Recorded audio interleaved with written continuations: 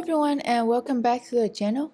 So a lot of you guys have been asking me about my material, what brush I use, what sketchbook I use. So today while I do this cloud painting, I will also be talking about all of my favorite art supplies. Before we get started, I just want to say that none of this is sponsored. This is based on my experience, the tool that I use and what I like, and I'm not getting paid to say any of this.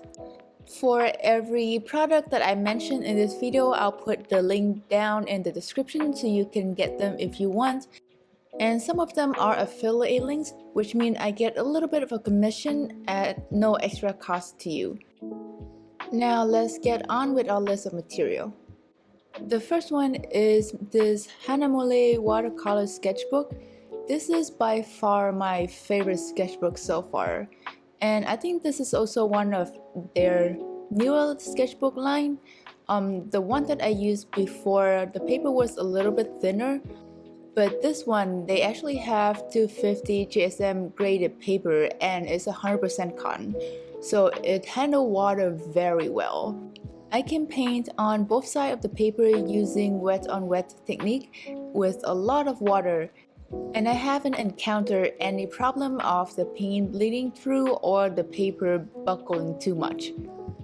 And they come in multiple size and orientation, but this portrait one is definitely my favorite one because I can do a portrait using one page, or I can just combine two pages into one painting and have a landscape orientation.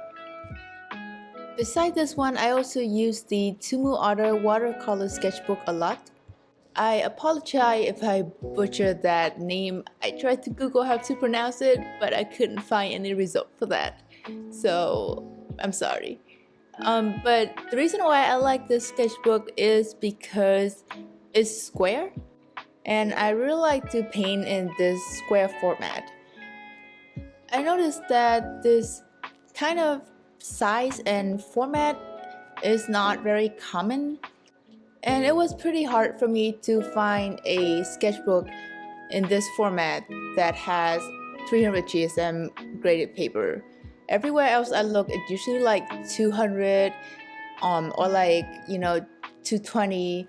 And for me, I paint using wet on wet technique a lot, so I would like the paper to be at least 250 GSM.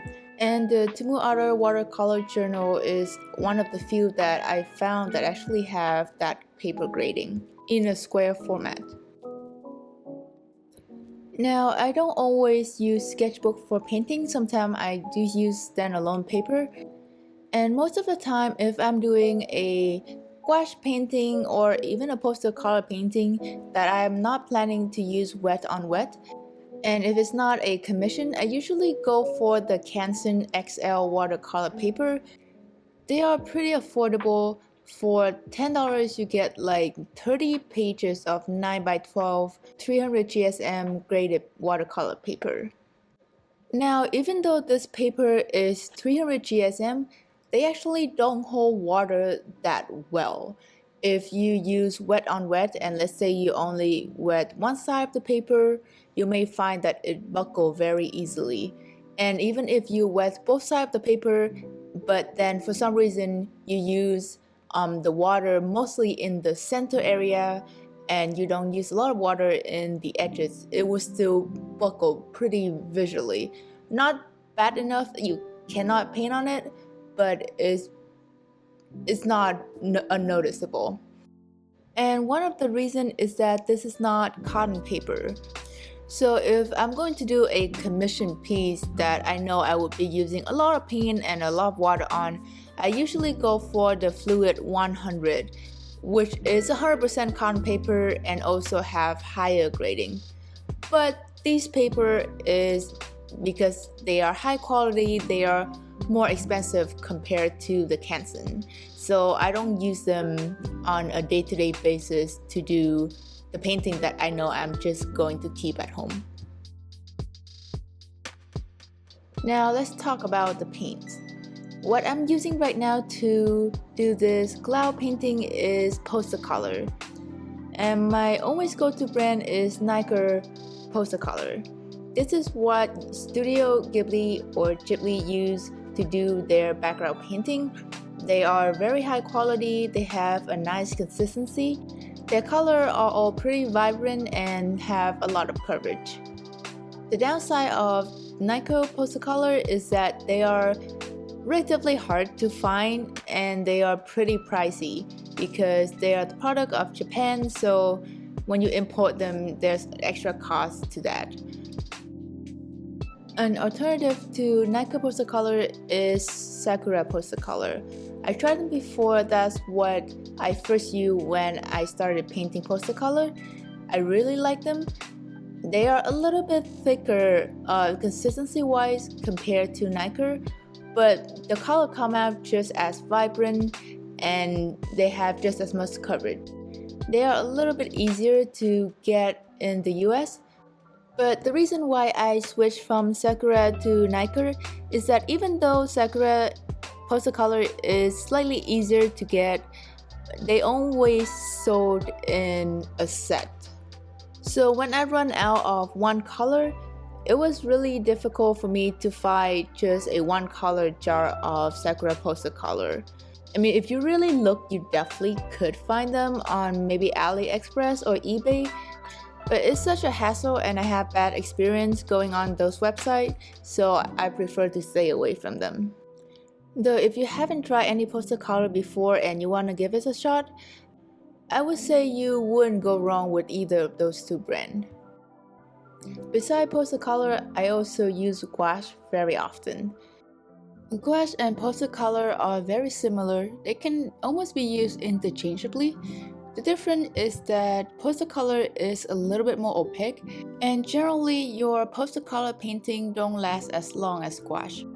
The reason is because they are designed to be used for animation background. So after you paint with Postacolor, the assumption is that you will scan it up onto a computer to use as a background for your animation, and so the original painting itself doesn't need to last very long. And when I say long, I mean in terms of like decades. So don't worry too much, your painting not gonna go bad after just a couple years. Now getting back to our main topic, I know I went on a little bit of a tangent there. So the three gouache brands that I really like to use are Winsor Newton, Holbein, and Etchr. Between these three brands, depending on the color, their opacity and consistency may be slightly different, but overall I don't have any complaint about the quality of these pens when I use them straight out the tubes. However, I do own a lot more Winsor Newton gouache compared to the other two brands because I generally don't use gouache straight out the tubes except for the white color. I usually squeeze out the paint into an airtight palette container, and I just use that container instead of squeezing out new paint every time I start a new piece. And I noticed that Winsor and Newton paints tend to stay moist and wet a little bit longer than the other two brands. And now moving on to everyone's favorite subject, brushes. I own a lot of different brushes just because I'm kind of a hoarder when it comes to art supply and I cannot stop myself. But of all of those brushes, I only use like 4 or 5 of them consistently. And for most of the pieces that I work on, my favorite number of brushes that I use is about 2 to 3 brushes every painting, and they are the same one throughout. I'm not switching, like every 2 new ones every painting. They're all pretty much the same because I found that it doesn't really matter much as long as the brush can hold the water and it holds a shape that I can make the stroke that I want. It doesn't really matter to me what brand that brush is.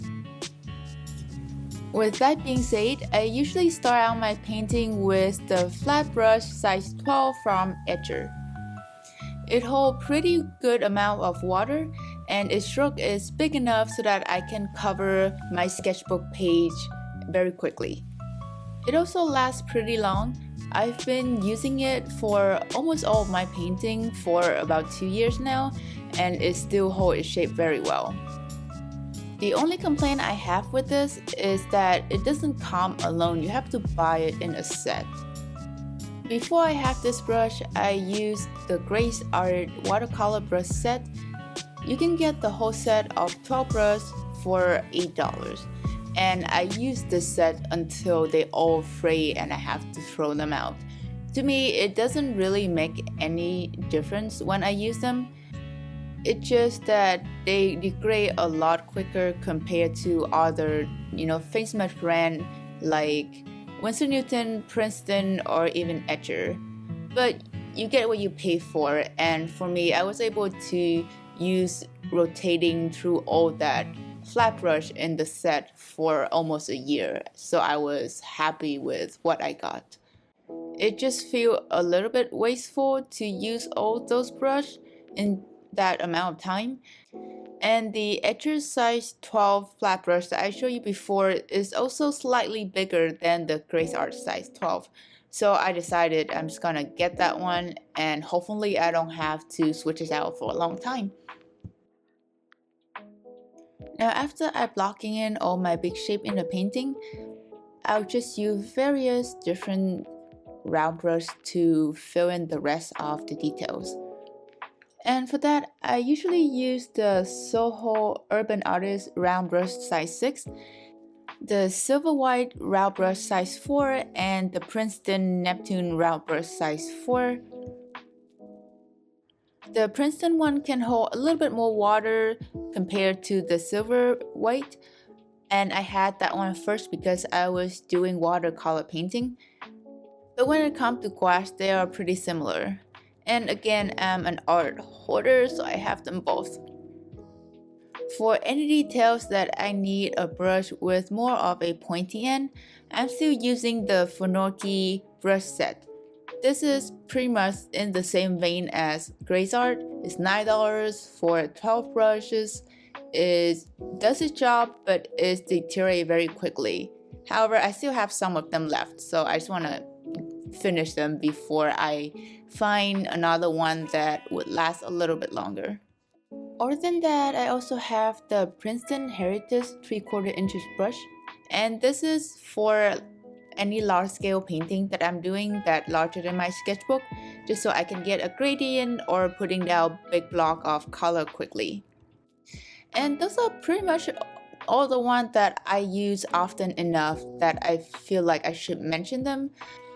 I will put some other brushes that I got throughout the year in the description, and I like them, but again, they doesn't make any difference to me when I paint compared to the one that I showed you previously. So I'm just kind of going through using the one that I'm currently using until they're all bad and unusable anymore, and then I'll just rotate to the other one that I have. But if you're curious or a certain brand may be a little bit more accessible to you in your area, they will be in the description for you to check them out. And that's all I have for this video. Thank you so much for watching. I hope you enjoyed it, and I hope that answers some of your questions. Other than that, I will see you in the next video. Bye!